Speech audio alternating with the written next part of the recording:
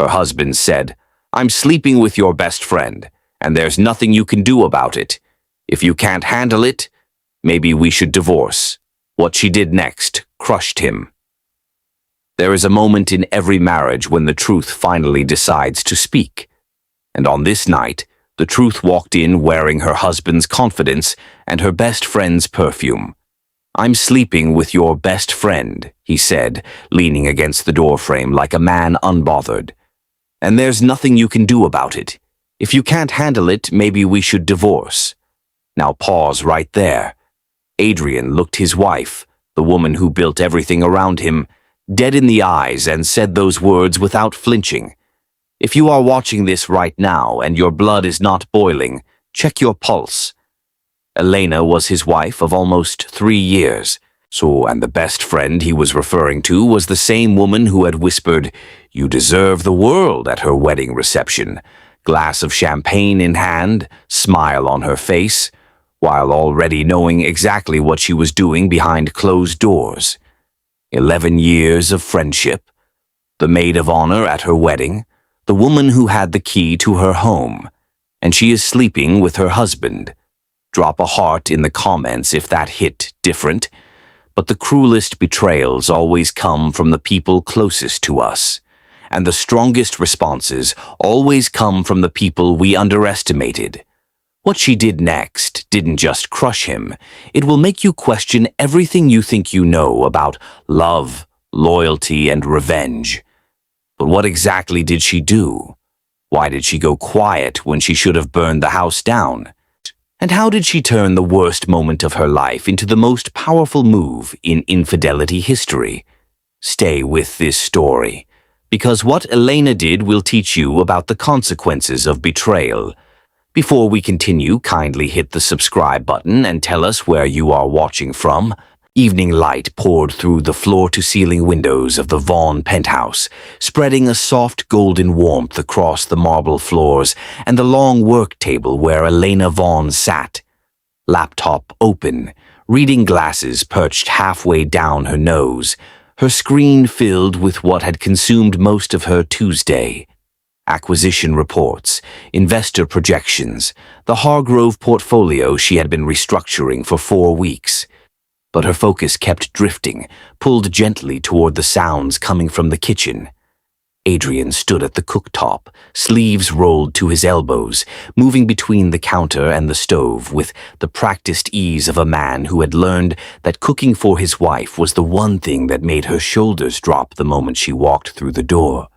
It had started accidentally in their first month of marriage. She had come home late to find dinner already on the table and had sat down without changing her shoes and eaten every bite. And it had become the quiet language of their evenings ever since. Whoever got home first cooked. No rotation. Just the kind of unspoken agreement that forms between two people who have found their rhythm.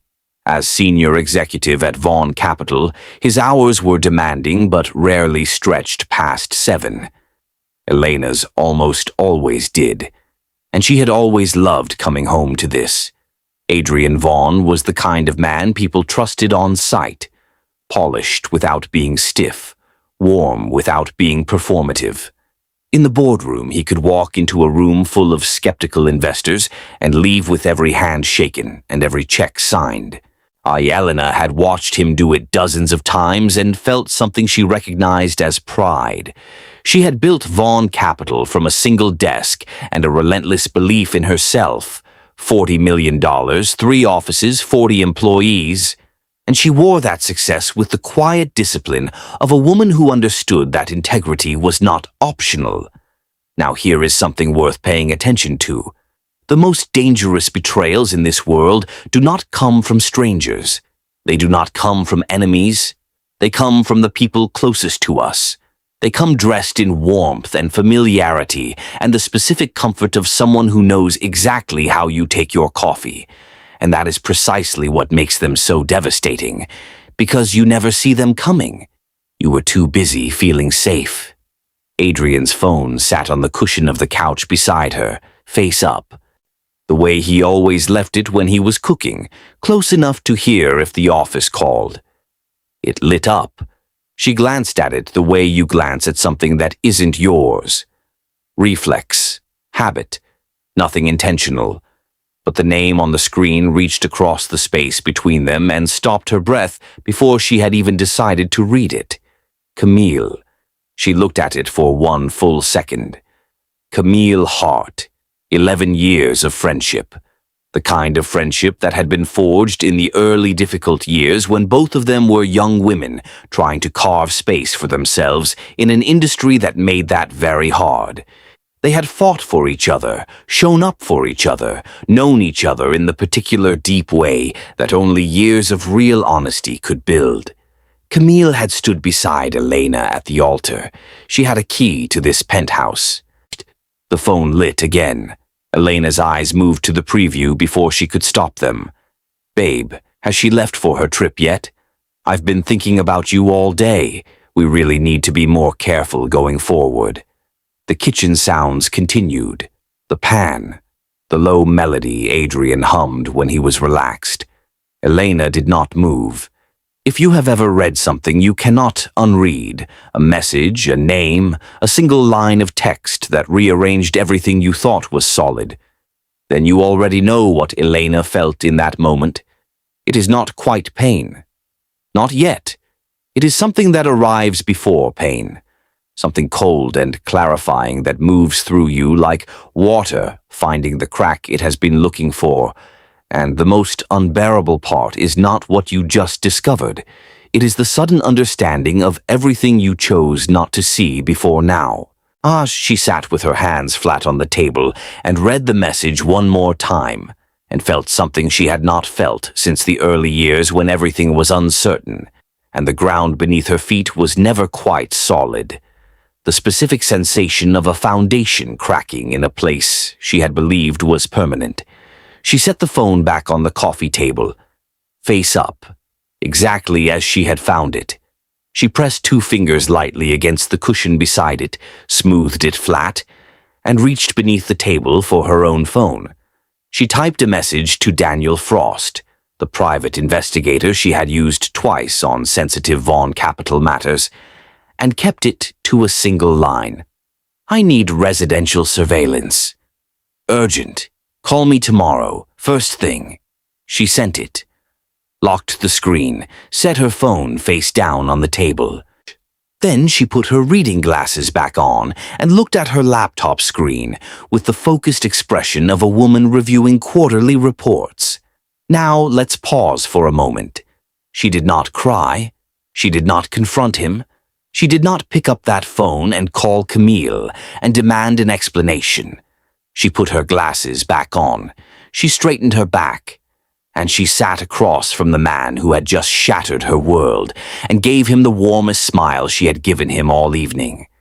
That is not weakness. That is not fear. That is the specific intelligence of a woman who understands that the most powerful move you can make is the one your opponent never sees coming. Elena Vaughn had spent 8 years building a $40 million company in rooms full of people who underestimated her. Did anyone really think she was going to fall apart over a phone notification? When Adrian appeared in the kitchen doorway, dish towel in hand, smiling the easy, unhurried smile of a man with absolutely nothing to hide, she looked up from her screen and smiled back with the same warmth she had always given him. 2 minutes, he said. Take your time, she said. He disappeared back into the kitchen. She looked at her laptop screen. The numbers blurred. They ate across from each other the way they always did. Candles, the skyline behind him, the good wine he had opened without her asking. He talked about a client call that had gone well, asked about the Hargrove file, told her she worked too hard, and then laughed because they both knew she would never stop. She laughed too. She asked questions, listened to his answers, touched his hand once across the table when he said something that would have made her heart move 3 hours ago. But her eyes, resting on him across the candlelight, were seeing everything differently now.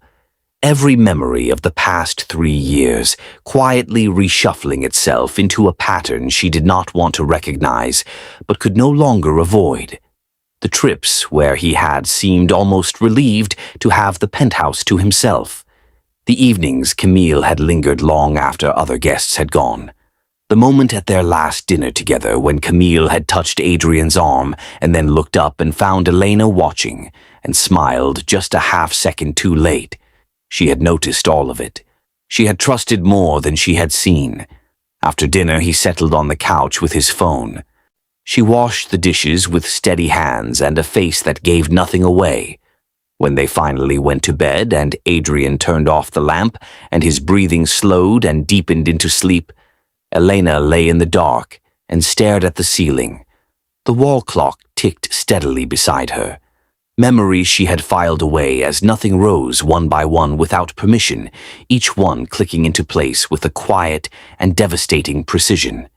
At midnight, she slipped out of bed, walked barefoot to the window, and looked out over the city she had spent 15 years building her life in. The lights glittered cold and indifferent across the skyline. Her reflection in the glass looked back at her, still, composed, and behind her eyes, something that had shifted permanently and would never shift back. She stood there for a long time. Then she walked back to bed, lay down beside him, and stayed perfectly still until morning came. Some people cry themselves to sleep when their world falls apart. Some people scream. Some people run. But there is a particular kind of woman, the kind that has been underestimated so many times that she has stopped being surprised by it, who does none of those things. She lies perfectly still in the dark beside the person who betrayed her, and she thinks. She plans. She builds something in the silence that nobody around her can see yet, and by the time the people who hurt her finally understand what is happening, it is already done. Elena Vaughn was that kind of woman, and Adrian had no idea what he had just set in motion. Morning light stretched across the curtains and fell soft against the bedroom wall. The penthouse smelled of fresh coffee and the faint trace of Adrian's cologne. Elena sat on the edge of the bed in her robe, feet flat on the cool floor, hair still loose from sleep. Adrian stood at the mirror in his full suit, adjusting his cufflinks, his bag already packed and leaning against the wardrobe behind him. He caught her reflection and smiled. "Quiet morning for you today?" She looked up at him. "Actually, I think I'll work from home. I need a full day with the Hargrove file without the office pulling me in different directions." He crossed to her and kissed her forehead. "Smart. Don't let them rope you into anything." He straightened his jacket, picked up his bag, and headed for the door. "I'll see you tonight." "Drive safe," she said. She listened to his footsteps move through the living room. The front door opened, closed. The elevator hummed beyond the wall, descending, fading, gone. She sat without moving until the silence felt certain. Then she reached for her phone on the nightstand and typed one message to Frost. "You can come now." The reply came within seconds. "On my way." She set the phone down and walked to the kitchen to wait. 30 minutes later, a dark car rolled quietly to the building's service entrance below. Elena watched it from the kitchen window. A man stepped out, plain dark clothes, unremarkable in every way, a slim black case in one hand. A second man followed. She pressed the service entrance release before they reached the door. A quiet knock at the back entrance. She opened it. Frost stepped in, his colleague behind him, and she moved back to let them through. She walked them through the penthouse herself, room by room, her voice low and steady. The living room, the kitchen, the hallway, the bedroom, the study, the balcony where Adrian liked to sit in the evenings with his phone. "No wires," she said. "Nothing visible. I don't want him noticing anything." Frost nodded once and opened his case. His tools made no sound except the faint click of small fittings being secured into place. Cameras vanished one by one, behind picture frames beneath shelf edges, inside the air vent above the study desk, behind the slim decorative panel beside the bedroom window, into the corner shadow of the balcony ceiling. His colleague moved through the remaining rooms with the same unhurried efficiency, each device placed and invisible before Elena had crossed to the next wall. When the last camera was in place, Frost turned to her and held out a small black receiver. "Every room streams directly here," he said. "Password protected. You'll see everything." She took it and turned it once in her hand. He held out a tablet. She signed. He confirmed the transfer. She looked at him. "Good work." He nodded once, picked up his case, and left quietly through the service entrance with his colleague. The door clicked shut behind them without a sound. Elena walked back to the center of the living room and stood there looking at the space around her. The furniture sat exactly where it always had. The art on the walls, the city pressing its familiar face against the glass. Everything looked completely untouched, undisturbed, as though nothing had happened at all. But something had, something that could no longer be unseen. Now pay attention to what Elena just did, because most people in her position would have done one of two things: confronted him the night before while the pain was still raw, or packed a bag and left before the sunrise. But Elena did neither. She woke up, dressed casually, sent her husband to work with a kiss on the forehead, and then let professionals into her home to document everything while he sat in the office she built, using the title she gave him, believing he was completely safe. That is not a woman who is falling apart. That is a woman who is building a case. And there is a very big difference between the two. She walked to the couch, sat down, opened her laptop across her knees, and got to work. That evening, the front door opened and Adrian's cologne entered the penthouse before he did. Elena looked up from her laptop at the kitchen table, reading glasses still on, the Hargrove file open on her screen. He set his bag down and loosened his tie, moving through the penthouse with the easy comfort of a man who had not spent a single second of his day worrying about what his wife might be doing while he was gone. "Home already," she said. "Left at 6. He crossed to the kitchen and opened the refrigerator, looking in. "Good day. How was yours? Did they leave you alone?" "Mostly," she said. "I got through the whole Hargrove restructure." "Good." He pulled out ingredients and moved to the stove. "Hungry?" "Starving," she said. They ate across from each other at the dining table, candles between them, and the city dark and glittering behind the glass.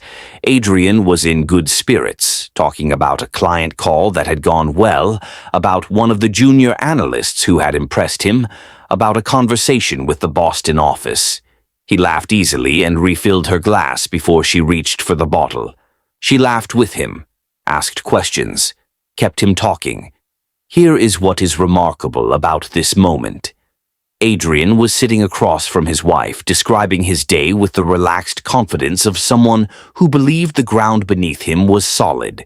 He had no idea that the ground had already been removed. He had no idea that the woman refilling his wine glass had already made 4 phone calls that would determine the rest of his life. Some people say ignorance is bliss. For Adrian Vaughn, ignorance was a countdown. After dinner, he moved to the couch and she sat beside him, and he pulled her close with one arm, the television low in front of them. She rested against him and kept her breathing even, and her face completely relaxed. Half an hour passed. She straightened slightly and looked at him. "I have to go to New York," she said. "Thursday morning for the Hargrove acquisition. I need to be there in person." Adrian turned his head toward her. "When did that come up?" "This afternoon," she said. "It just came up." She paused and smiled at him. "I'll be back in 3 days. That gives us plenty of time to start preparing for the anniversary."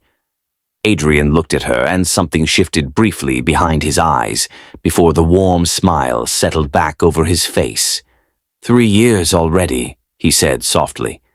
3 years, she said. "I want to do something special, something we will both remember." She tilted her head toward him. "I was thinking the Meridian Ballroom. Everyone who matters to us. Family, friends, the whole executive team, our investors. A proper celebration. He covered her hand with his and said it was a beautiful idea, that she deserved it, that he would support whatever she wanted.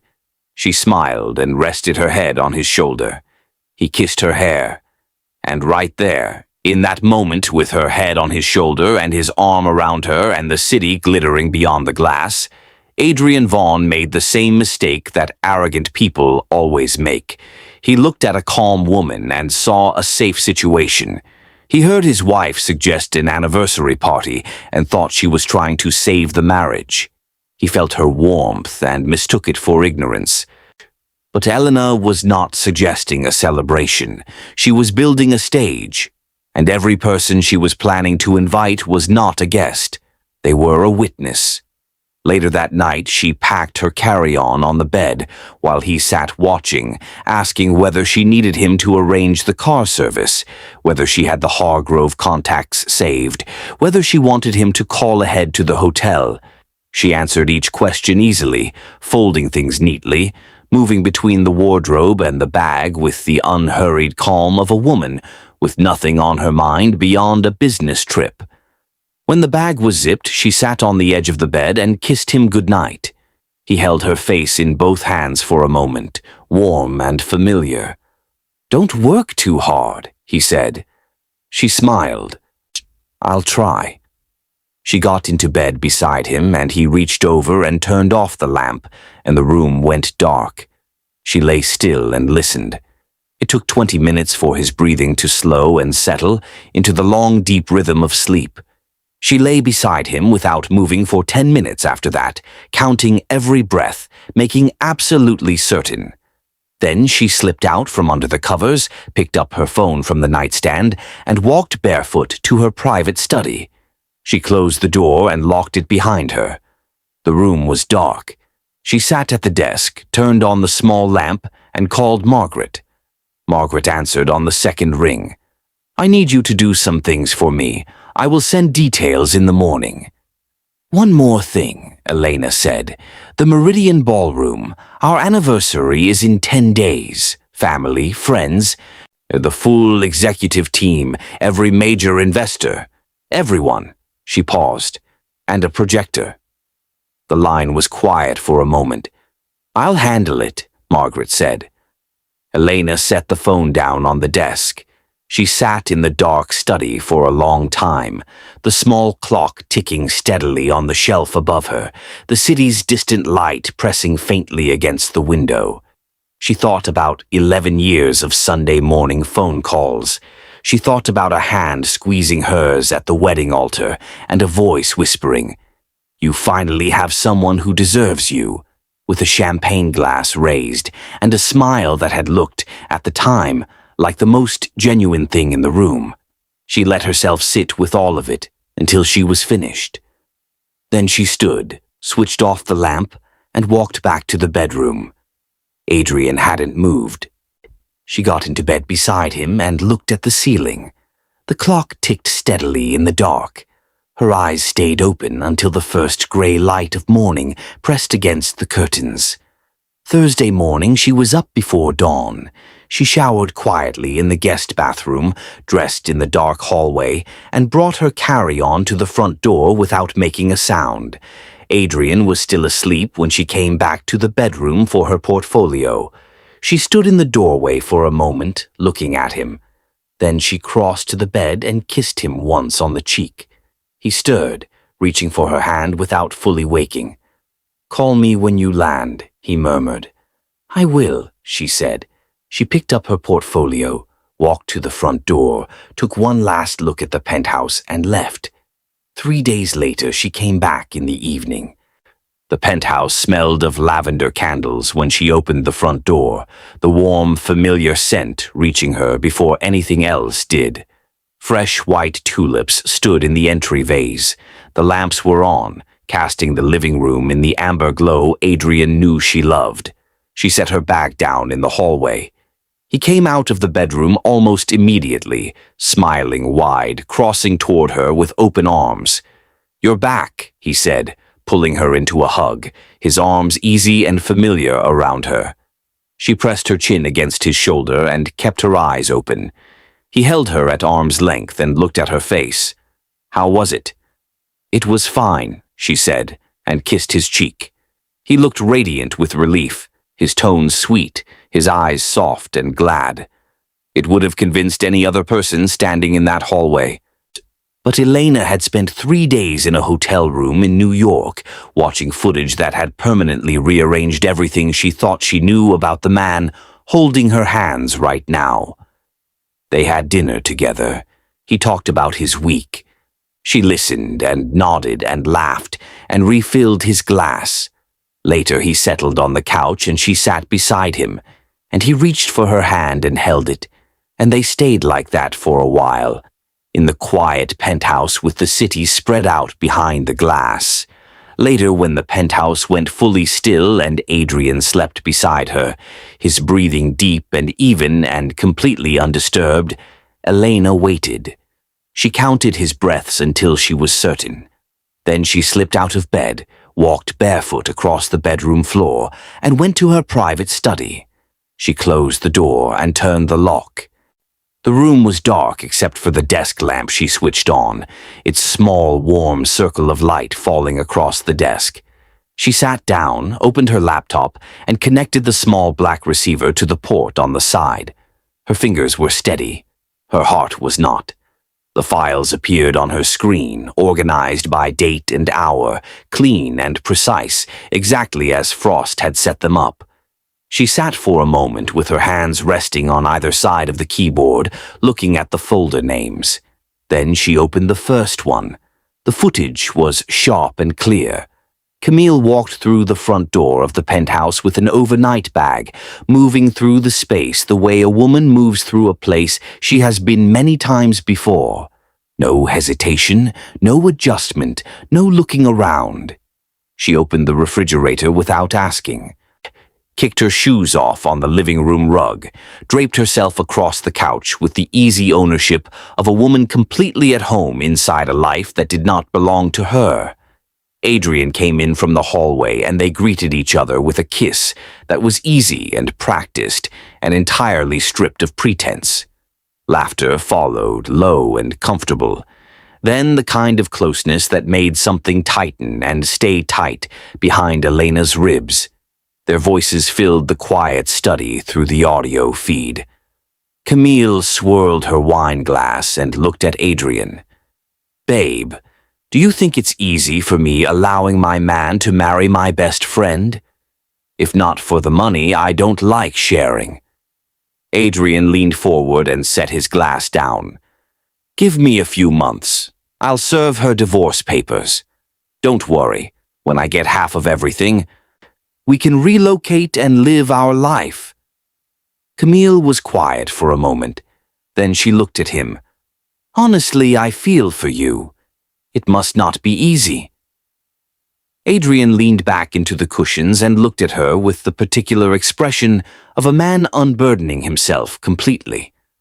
"Honestly, any time we're having intimacy, I feel disgusted. What I do is picture you're the one I'm with." Camille reached across and took his hand. "Babe, you truly sacrifice a lot for this relationship. Once you're divorced and get what we're after, I'll treat you like a real king and spoil you." Elena stopped the footage. She sat without moving. The desk lamp hummed. The clock ticked on the shelf above her.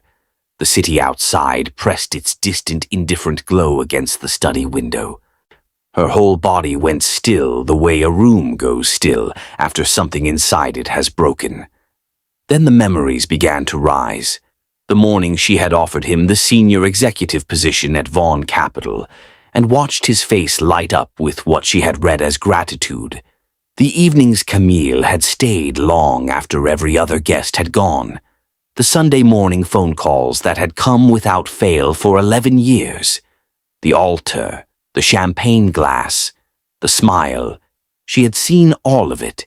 She had chosen to see something else. Now let me tell you something. There is a specific kind of pain that comes not from what you just discovered, but from realizing how long you already knew. Elena did not need the footage to tell her something was wrong. Some part of her had been collecting evidence for months, filing it away in the back of her mind under a label she refused to open. The late nights, the turned phone, the smiles that lasted half a second too long. We all have a drawer like that, a place where we put the things we are not ready to look at yet. Elena had just opened hers, and everything inside it was exactly what she feared it would be. Elena swallowed hard. She saved the footage to her encrypted drive and ejected it, and held it in her palm while the small indicator light blinked red, then steadied to green. She sat in the silence for a long time after that. The only sound in the room was the faint ticking of the clock on the shelf above her. Then she stood, switched off the desk lamp, and walked back to the bedroom. Adrian hadn't moved. She stood at the foot of the bed and looked at him for a few seconds, his face slack and peaceful in the dark, completely unaware of how completely and permanently everything had already changed. Then she lay down beside him, pulled the covers up, and looked at the ceiling. The clock ticked. Her eyes stayed open until dawn. The next evening she sat beside him on the couch after dinner, the television low, the city quiet beyond the glass. She turned toward him, her voice easy and conversational, her face warm and open. "Baby," she said softly, "can I ask you something?" He looked at her. "Of course. Is there anything going on between you and Camille?" The question landed in the room like something dropped from a great height. He went still, just for a second. Then he laughed, short and surprised, designed to make the question sound ridiculous. He shook his head. "Elena, come on." She watched him quietly. Her face did not change. He shifted on the couch. The laugh faded. Something moved behind his eyes, a calculation running beneath the surface, cold and quick. And then something else followed it, something flat and decided and entirely unbothered. He turned and looked at her with an expression she had never seen on his face before in 3 years of marriage. "Yes," he said, "I'm sleeping with your best friend." He held her gaze without flinching, without a single tremor of shame. "And there's nothing you can do about it. If you can't handle it, maybe we should divorce." The room went completely silent. Now pause right there. This man, sitting on a couch in a penthouse he did not pay for, so holding a senior executive title he did not earn, living a life that existed entirely because of the woman sitting next to him, looked his wife dead in the face and told her there was nothing she could do. He said it without lowering his voice, without flinching, without a single moment of hesitation. If you are watching this and you feel your blood pressure rising right now, that is the correct response. Elena looked at him for a long moment. Then she nodded slowly, stood up from the couch, smoothed the front of her blouse, and walked toward the bedroom without a single word. Adrian watched her go. His expression did not change, and that silence, that smooth, unhurried, completely composed exit should have terrified him. Because a woman who screams is a woman who is still fighting for something. But a woman who walks away without a word has already decided. She is not leaving in defeat. She is leaving to execute. Adrian thought he had won. He turned back to the television. He had never been more wrong about anything in his life. She sat at her desk in the private study that night, the small lamp burning, the encrypted drive warm in her palm, and she began making the final preparations for the most important evening of her life. The anniversary was in 9 days, and Adrian Vaughn had just handed her the last thing she needed, his confession. The morning of the anniversary arrived clear and cold. Chicago looked sharp and deliberate through the penthouse windows, the kind of winter morning where the sky was a hard, brilliant blue, and the light hit every glass surface in the city like something intentional. Elena stood at the bedroom mirror, fully dressed. A deep navy gown fitted at the waist, her hair swept back with the clean precision she brought to everything that mattered.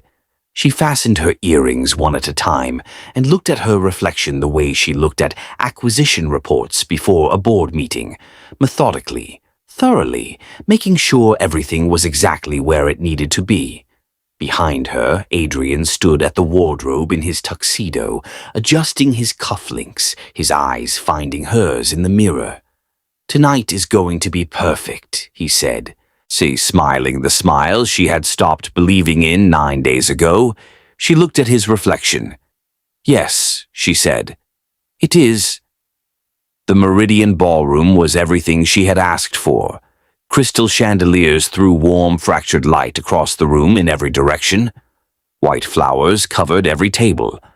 The kind of setup that made guests stop in the doorway when they entered and take it in before they did anything else, because the woman who had arranged it had understood from the very beginning that this evening needed to be the kind that nobody who attended it would ever fully forget. Guests filled the space steadily, family from both sides, friends who had known Elena since long before Vaughn Capital had a name, the full executive team in their best clothes, investors who had watched her build something remarkable from nothing and had never once regretted backing her. The room carried the warm, particular energy of people who believed they were gathered for something joyful, and they were right, just not in the way they imagined. Adrian moved through the crowd the way he always did in rooms like this, working every table, remembering names, laughing at the right moments, pulling people toward him with the easy warmth that had once made Elena believe she had chosen correctly. She watched him from across the room for a moment, champagne flute in hand, and felt the strange, clean clarity of seeing something completely for the first time, even though she had been looking at it for 3 years. A man performing devotion looks identical to a man feeling it. That is the cruelest part. You cannot tell the difference from the outside. You can only tell from the inside, and only after the performance has already cost you something. She set her glass down on a passing tray. She found Margaret near the side entrance, standing quietly apart from the crowd, a slim folder held at her side. They looked at each other across the warm ballroom light. Elena crossed to her. Margaret held out the folder. Elena opened it. The divorce papers, the termination letter, the account freeze confirmation, each one exactly as discussed, each one already done, each one waiting only for this room and this moment to become permanent. She closed the folder and held it at her side. Margaret nodded once. Elena turned and walked toward the stage. The room quieted naturally as she stepped up to the podium. Not because anyone called for attention, but because Elena Vaughn had always been the kind of woman whose presence shifted the energy of a room without announcing itself. The microphone waited. Behind her, the projector screen hung white and enormous in the warm light. Adrian positioned himself near the front of the room, champagne in hand, smiling the open, proud smile of a man who believed the evening was being held in his honor. Camille stood 3 tables back in a deep red dress, bright and composed, her eyes moving around the room with the practiced ease of a woman who had learned long ago how to look completely comfortable in any situation. Elena looked out across every face turned toward her. Her mother's face, the executives who had given years of their careers to something she had built, the investors who had trusted her judgment when no one else would. And she felt the full weight of the moment settle across her shoulders with the particular solidity of something that had been a long time coming and had finally, quietly, arrived. She brought the microphone close. 3 years ago, she began, her voice clear and unhurried, carrying to every corner of the room without effort. I stood in front of the people I loved most and made promises I intended to keep for the rest of my life. I believed in loyalty. I believed in trust. I believed that the people standing closest to you were the ones most deserving of everything you had. The room was warm and attentive. A woman at the family table pressed her hand to her heart. Adrian raised his champagne glass slightly in Elena's direction, his expression soft and proud. She looked at him. Marriage taught me something I did not expect, she continued. It taught me that the people we trust most are sometimes the people who understand us least. She paused. Tonight I want to share something with everyone in this room, because some things deserve to be seen clearly. In front of everyone. Something shifted in the room. Subtle, the way air shifts before weather arrives. She nodded to the technician at the back. The lights dimmed. The projector filled the screen. Their wedding photograph appeared first, Elena and Adrian at the altar, her face turned up toward his, the image carrying all the luminous weight of a moment two people believed would last forever. A warm sound moved through the room. Recognition, tenderness. Then the footage began. Camille's voice came through the speakers and filled every corner of the ballroom with the same casual ease it had filled the penthouse living room weeks earlier. Babe, do you think it's easy for me allowing my man to marry my best friend? If not for the money, I don't like sharing. The warmth in the room died instantly. A woman at the family table set her glass down very slowly. Adrian's voice followed, leaning forward on Elena's couch in Elena's penthouse, with the relaxed certainty of a man who believed he was completely alone. Give me a few months. I'll serve her divorce papers. Don't worry. When I get half of everything, we can relocate and live our life. The silence that fell over that ballroom was not the silence of discomfort. It was not the silence of people looking at their plates and wishing they were somewhere else. It was the silence of the guests absorbing something simultaneously. The specific, terrible silence of a room full of people realizing that the celebration they dressed up for and drove across the city to attend was not what they thought it was, and every single one of them was now a witness. A senior executive near the back pushed his chair back slowly from the table and stared at Adrian with an expression that had nothing warm left in it. Then Adrian's voice again, leaning back into the cushions with the loose, unbothered posture of a man laying down a burden he had carried long enough. Honestly, any time we're having intimacy, I feel disgusted. What I do is picture you're the one I'm with. And Camille's reply, her hand reaching across to cover his in the living room of her best friend's home. Babe, you truly sacrifice a lot for this relationship. Once you're divorced and get what we're after, I'll treat you like a real king. Nobody moved, not a glass lifted, not a chair scraped, not a whisper passed between neighbors. 200 people sat in absolute stillness, absorbing something that could not be taken back once it had been heard. Now pause for a moment. These were not rumors. This was not hearsay. This was not a scorned wife making accusations she could not prove. This was their own voices, in their own words, recorded in her matrimonial home. Elena did not tell the room what Adrian and Camille had done. She let them tell it themselves. And there is no defense against that. There is no version of events to spin. Elena reached forward and ended the footage. The screen went dark. The lights came back up warm and steady, and she stood at the podium looking out at the room, at the shock and the grief and the fury moving through the faces she had known for years. And she felt beneath everything the particular solidity of a woman who has done the thing she decided to do and found it exactly as necessary as she knew it would be. She stepped down from the stage. The room parted as she walked across the ballroom floor toward Adrian. Nobody spoke. Every eye followed her.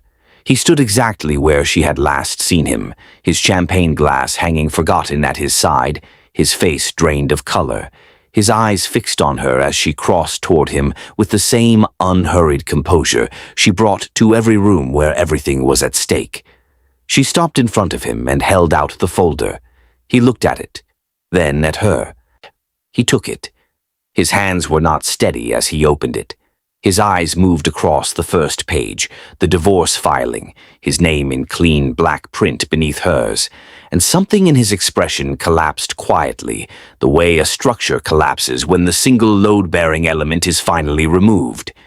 "The termination letter is behind the divorce filing," she said, her voice low and even.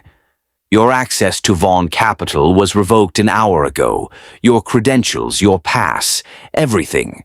HR will be in contact." He looked up from the folder. "Elena." She was already turning away. She crossed to Camille. Camille had not moved from her position near the side exit, her hand resting against the wall beside the door handle, her red dress suddenly looking less like confidence and more like something she desperately wanted to disappear inside. Her eyes met Elena's, and something passed through them. Not quite guilt, not quite fear, but the particular expression of a woman who has spent a long time telling herself a story about who she is and has just watched that story dissolve in front of witnesses. Elena stopped in front of her. She looked at her for a long time.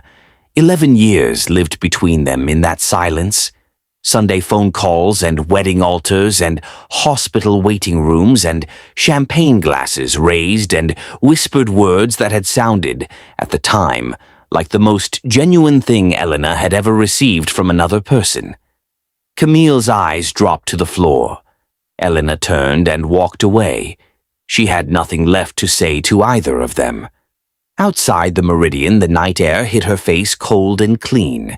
The street was quiet beyond the entrance. See the city moving at its ordinary, indifferent pace. Her car sat waiting at the bottom of the steps, her driver standing at the open door. She walked down the steps.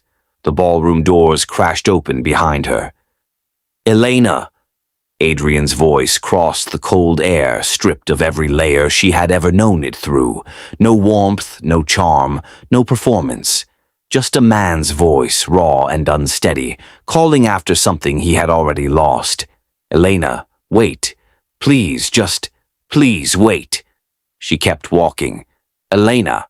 His footsteps on the steps behind her, quick and desperate. 3 years. 3 years meant something. You know they did. Please just look at me. Just once. She reached the car. Her driver held the door. She got in. The door closed behind her and the city became quiet through the glass. Her driver pulled away from the curb and the Meridian began to fall away behind them. Her phone lit up on the seat beside her. Adrian. She watched his name glow on the screen until it stopped. 4 weeks later, the rain came down in straight, cold lines across the courthouse steps, soaking the stone dark, filling the air with the smell of winter and wet concrete. Inside, the fluorescent lights hummed above marble floors, and the particular institutional stillness of a room where things are decided settled over everything. Elena sat beside Margaret at the plaintiff's table, her hands folded in front of her, her face carrying the expression it always carried when the stakes were highest.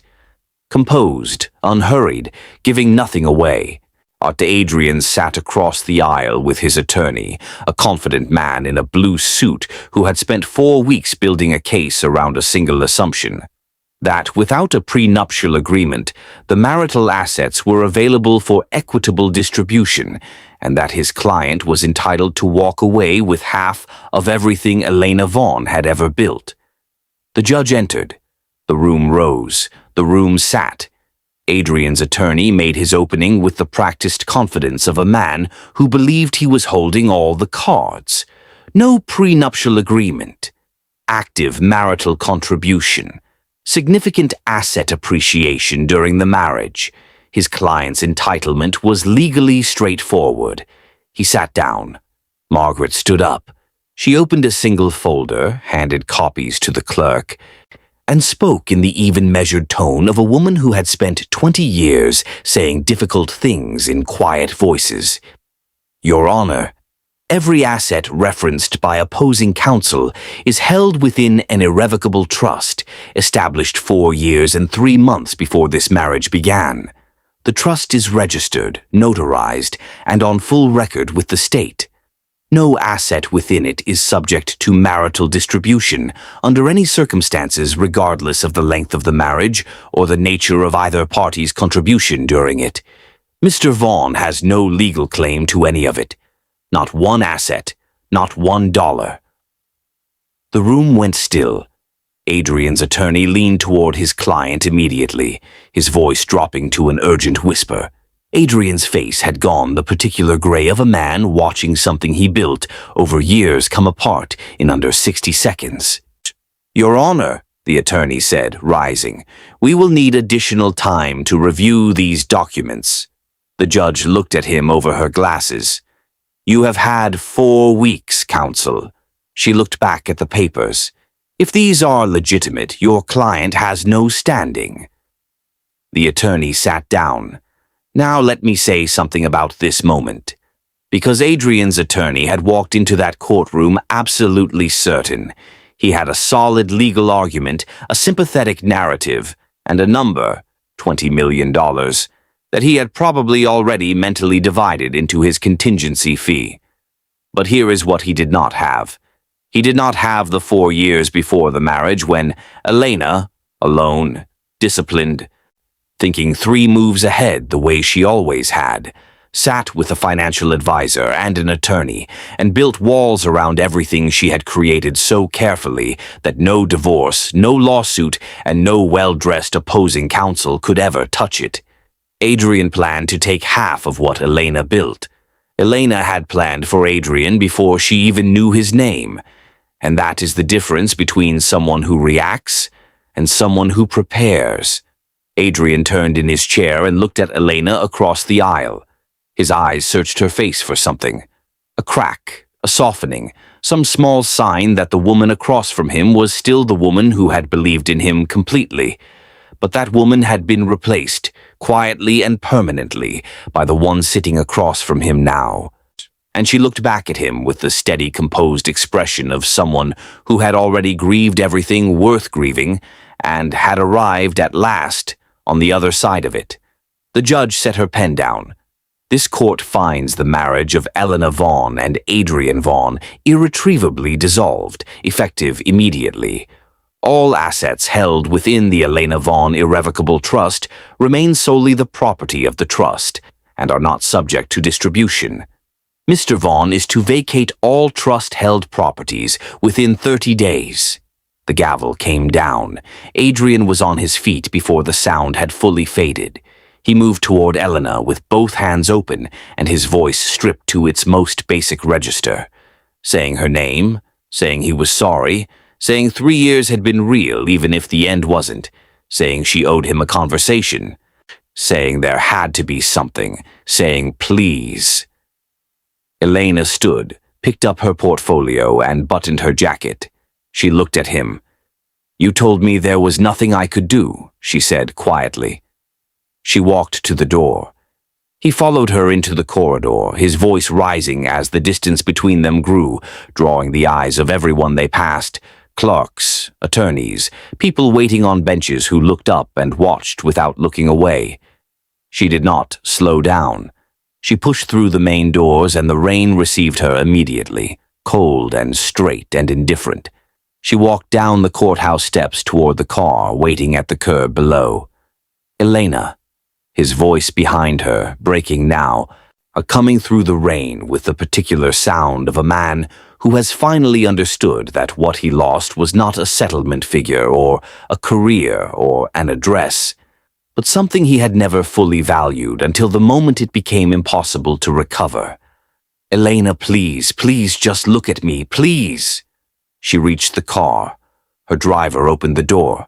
She paused, not because she was considering turning around, but because she was giving herself one final moment to feel the full weight of everything this had cost her, the years, the trust, the friendship, the version of herself that had believed so completely and so freely in people who had not deserved it. She felt all of it. Then she got in the car. The door closed. Rain drummed softly against the roof. Her driver pulled away from the curb and the courthouse steps appeared in the rear window.